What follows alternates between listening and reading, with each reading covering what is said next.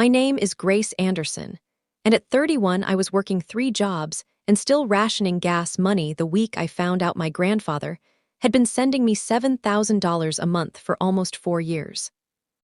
I never saw a dollar of it. I was an ER nurse pulling night shifts, picking up weekend agency work, and teaching a CNA class on the side. I still counted quarters before payday. I'd been drowning so quietly, for so long, that nobody at that table thought I'd ever look up. So when my grandfather smiled at his own birthday dinner and asked how my check was treating me, I almost choked on the answer. What my mother did with that money was bad. What she signed to keep it coming was a crime. Welcome back to Calm Drama Stories, where we tell quiet stories about ordinary women who stop apologizing and start setting the record straight, one document at a time. No shouting, no fireworks. Just the slow, satisfying click of the truth locking into place. If a calm voice and an earned reckoning are your thing, drop a comment and subscribe. The night this story really starts, I clocked out of the ER at 3 a.m. and sat in my car doing math. Not patient math, gas math. I had a quarter tank and a CNA class to teach across town at 8. I ate cold noodles off my dashboard and didn't feel sorry for myself, because feeling sorry for yourself burns calories you can't spare. 2 hours earlier, I'd run a code on a man whose heart quit in the cereal aisle of a grocery store. My hands were steady the whole time. That's the thing people never understood about me. I was good at staying calm when the monitor screamed. I just couldn't make the numbers in my own life add up. My phone buzzed, a text from my mother, Sunday dinner, Grandpa's coming. I read it twice and felt my stomach tighten the way it does when a patient's numbers look fine, but your gut says they're not. Sunday dinner was at my mother's house. The one my father built before he died. I came straight from a shift, still in scrubs, smelling like hand sanitizer. My sister Sloane arrived glowing from Cabo, a new bag on her shoulder that cost more than my car payment. Her husband Trent talked about his investments like a man who'd never lost a dime, though I'd later learn the only thing he was good at investing was other people's money. My mother looked me up and down and sighed. You always have to make yourself look so hard done by. I let it go. Letting it go was a muscle I'd overdeveloped. Then my grandfather walked in, 80 years old, and still standing like a man who'd poured concrete for a living, which he had before he built a company out of it. He crossed the room straight to me and hugged me so tight my spine cracked. When he pulled back, his eyes were shining with some private, satisfied pride I couldn't place. You're taking such good care of yourself, he said quietly. It puts my mind at ease. I laughed, confused. I was a woman who reheated gas station coffee to save $4. Whatever was easing his mind, it wasn't my life. We were halfway through the roast when he set down his fork and asked the question that would eventually crack everything open. How's that check treating you, sweetheart? I thought he meant my paycheck. Across the table, my mother set her water glass down a beat too hard and pivoted the conversation toward Sloane's latest clients. Fast, the way you'd grab a dropped scalpel. I noticed it the way you notice a rhythm change on a monitor, a flicker you can't unsee. He wasn't done. I kept the card you sent me last month, he said, smiling. Stuck it right on the fridge. Best handwriting in the family. I sat very still. I had not sent him a card, not last month, not last year. I opened my mouth to say so, and my mother stood and pulled him toward the den, her voice bright and loud, her hand firm on his elbow. The moment closed like a door. I drove home with the radio off and that one sentence looping like a pulse. Which check? The next morning, the mail answered me. An envelope from an accounting firm I'd never heard of, referencing in dry tax language the annual gifts to Grace Anderson made on behalf of Mr. Walter Hale. There was a number that made me sit down on my kitchen floor. $84,000 in the last year alone. I pulled up 4 years of bank statements and scrolled all the way back, line by line, the way I'd scan a med list for an interaction. Nothing. Not a dollar. Not once. I called my mother and kept my voice easy. Random question, has Grandpa ever sent anything to me through you? A pause, half a second too long. Then, softly, Honey, you're working yourself stupid. Go to bed. I'd just been gaslit by the woman who raised me, gently, expertly, in under a minute. So I started keeping the envelopes. I remembered something important then. After my father died, my mother handled everything. The paperwork, the accounts, the survivor forms, all of it. I was wrecked and grateful, and I signed whatever she put in front of me without reading a single page. I trusted the strongest grief in the room to be the most honest one. What I should have asked, I didn't ask for 7 years. A week later, I went to help my mother clear out a spare room. While she made coffee in the kitchen, I sat at her open laptop. And I did something I'm not proud of and would do again. I scrolled. There they were. $7,000 deposited the first of every month, smaller in the early months, climbing. And right beneath each one, within a day, an outgoing transfer of the same amount to an account ending in the same 4 digits. 4 years deep. Those last 4 digits snagged something in my memory. Months back, splitting the cost of Grandpa's Christmas gift, Sloan had handed me a check, and I'd glanced at the number out of habit. Same 4 digits. The money came into my mother and went straight out to my sister. I photographed the screen with steady hands, the gift of the job, and closed the laptop just as Sloane's voice cut across the room. "What exactly are you doing on Mom's computer, Grace?" I smiled and said I was helping. I didn't yell. Everything that came after depended on it. I drove home and built a file, dates, amounts. The IRS letter, the screenshot. I laid it out the way I'd chart a patient someone had been quietly mismanaging for years, which, it turned out, was exactly what I was. And looking at it cold and clean, I understood the wall I was up against. I could see the crime. I couldn't touch the proof. Every link in the chain belonged to someone else's bank, someone else's account, someone else's signature. I made an appointment at a free legal aid clinic. There was a 6-week wait. I'd spend 7 years refusing to ask anyone for help with anything. I was going to ask a complete stranger before I'd ask my own mother for the truth one more time. That tells you everything about how far gone the trust already was. Dana Whitfield had a cramped office and the unhurried patience of someone who'd watched a lot of families eat each other. She listened to my whole story without once telling me I was overreacting, which alone almost made me cry. If somebody signed your name on the back of those checks and deposited them into an account that wasn't yours, that's a forged endorsement, she said. The fraud lives on the back. I leaned forward. So I pull the backs and I've got them. Dana shook her head. You can't.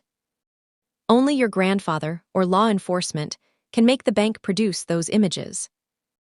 His trust in your mother is the lock. She let it sit, then added the part that changed the temperature of the whole room.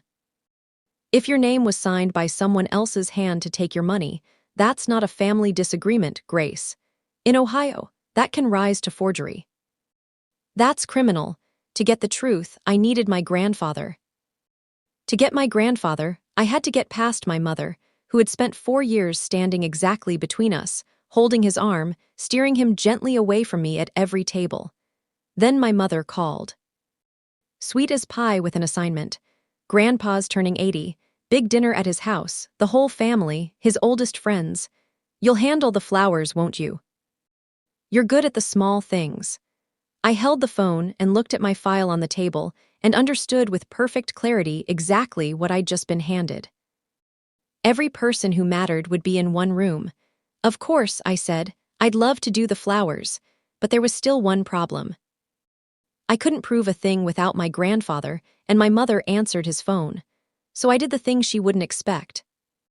I wrote him a card in my own real handwriting, drove it to his house while her car wasn't in the drive, and slipped it into his mailbox. Coffee, just you and me. There's something I need to ask you in person, and I need you to hear it from me. 3 days of silence, then an unknown number. I almost let it go to voicemail. Gracie, my grandfather's voice, low and careful, calling from his friend Earl's house. I got your card. A pause. Lately I've been getting the feeling something in this family isn't right, and nobody will look me in the eye and say it. We met at Earl's diner, in a back booth, just the two of us. I told him the truth slowly. Then I laid one piece of paper on the table between the coffee cups. A canceled check I'd been able to obtain through his own bank because it was his check, and I'd asked the right way. The front read in his own steady hand, "Pay to the order of Grace Anderson, $7,000. I watched him recognize his own writing and smile, just for a second, the way you'd smile at a photo of someone you love. Then I said, "Turn it over, Grandpa." He turned it over. On the back was my name, Grace Anderson, signed in a looping, confident hand that was not mine and never had been, deposited into an account I'd never owned. His thumb moved over the forgery like he could feel it was wrong. "That's not your writing," he said. It wasn't a question. He reached into his wallet and pulled out a small, worn card. The handwriting on it matched the back of the check, loop for loop. "You sent me this," he said quietly. "For my last birthday, I carry it everywhere." A thank you note I had never written. In my name, in the same forging hand. "I didn't even know you were giving me anything to thank you for." I watched 4 years of a lie rearrange themselves behind his eyes. He wanted to drive to my mother's house that night. His hands were flat on the table and his jaw was set. I put my hand over his. "If you confront her alone in her kitchen, you know what happens. She cries, she explains, and by morning she's halfway talked you back out of believing your own eyes." He didn't argue. He knew it was true, so I gave him a plan. "You wrote the checks," I told him. "That means you and only you can authorize the bank to release the endorsement images for all 4 years. And then we do it once, in front of everyone at your party. Where she can't pull you into the den and rewrite it. Where 30 people see the back of a check at the same time." He was quiet a long moment. Then he said, "Your grandfather made everything he has by never once being afraid of the truth, even when it cost him. Don't let me be afraid of it now, even if it's my own daughter." We shook on it like a business deal, and for the first time in 4 years, I didn't feel like I was drowning alone.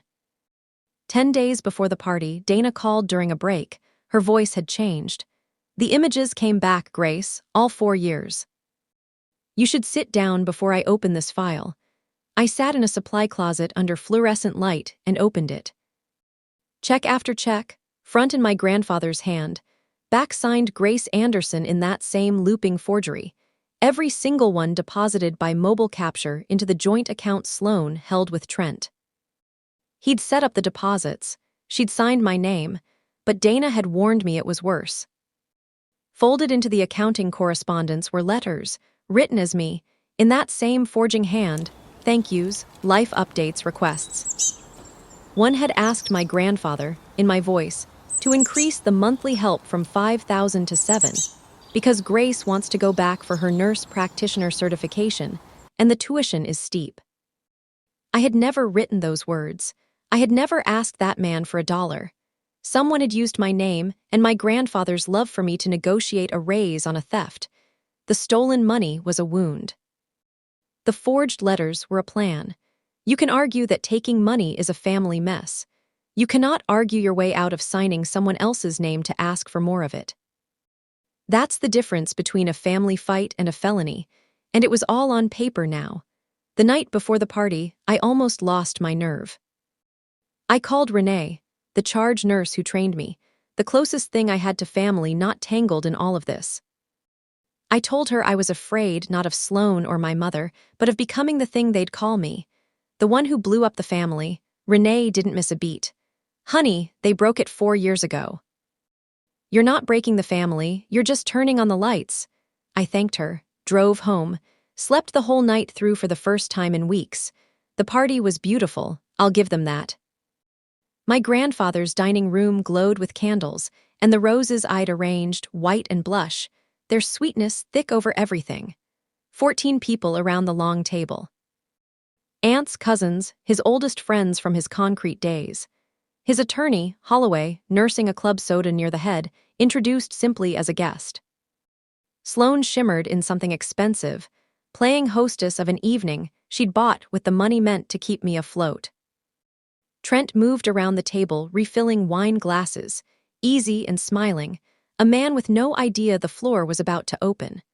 My mother sat at my grandfather's right hand where she always sat.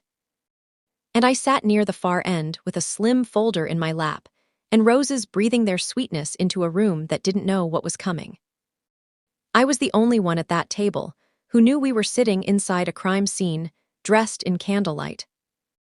My grandfather tapped his fork against his wine glass, and the sound rang out clear and stopped every conversation in the room. He rose slow and certain and looked down the table at me with all the warmth he'd ever had. "How's that check treating you, sweetheart?" The table chuckled. My mother's smile froze on her face like frost. Down the table, Sloane's eyes snapped to me, then to our mother, then back. I set my wine glass down. The room waited for me to say I was getting by, the way I always did, at every dinner, for years. I felt the whole shape of the evening balanced on what I said next. And underneath my ribs, the strange calm I knew from the worst nights in the ER. The calm that comes when there's finally nothing left to do but the right thing. "Funny you should ask, Grandpa." I reached down, opened the folder, and stopped being the family's quiet one for good. 3 checks, face up, center of the table. Pay to the order of Grace Anderson.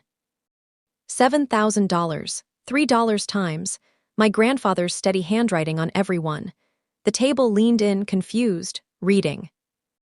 "Grandpa has been sending these $7,000 a month for almost 4 years to help me through." I let that land. I never saw a single dollar. My mother's chair scraped back an inch. "Grace, this is not the time. You're confused. Let's not turn the check over." I didn't raise my voice. I didn't have to. The words dropped into silence like a stone into a well. My grandfather reached down with a hand that did not shake, picked up the nearest check, and turned it over so everyone could see the back. My name, Grace Anderson.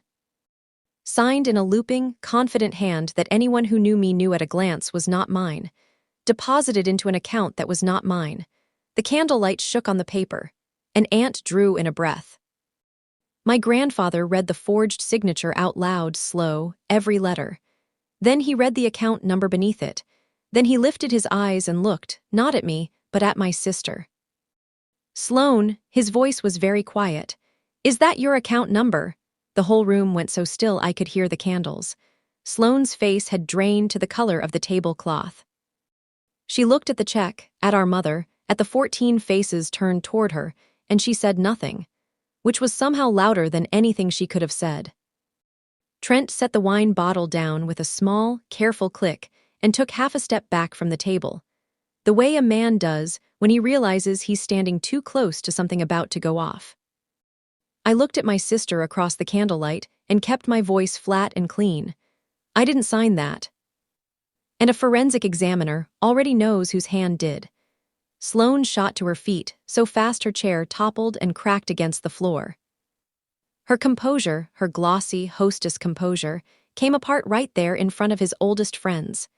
"You jealous, miserable, you never wanted anything. The money was just sitting there. We used it, we made something of it." My mother was crying now, reaching for my grandfather's sleeve. "Daddy, I was going to pay it back, every cent. I was going to lose the house." What was I supposed to do?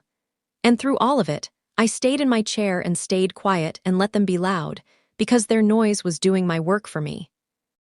When there was finally a breath in it, I spoke softly so they had to go still to hear me.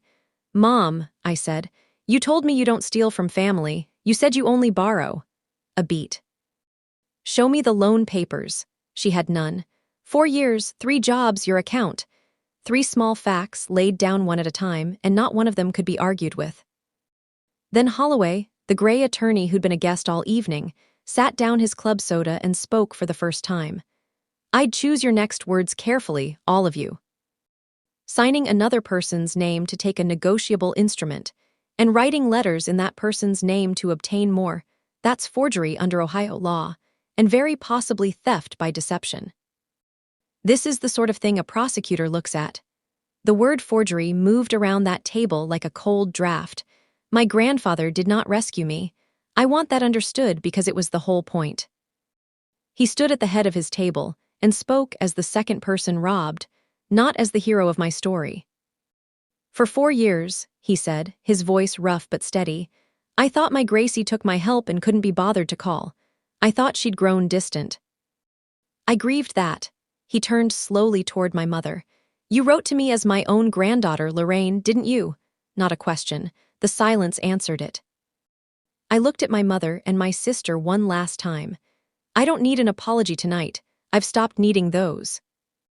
What I need is the money returned and a report filed where it belongs. I closed the folder. The flowers are paid for. I'll send you the bill for those, too.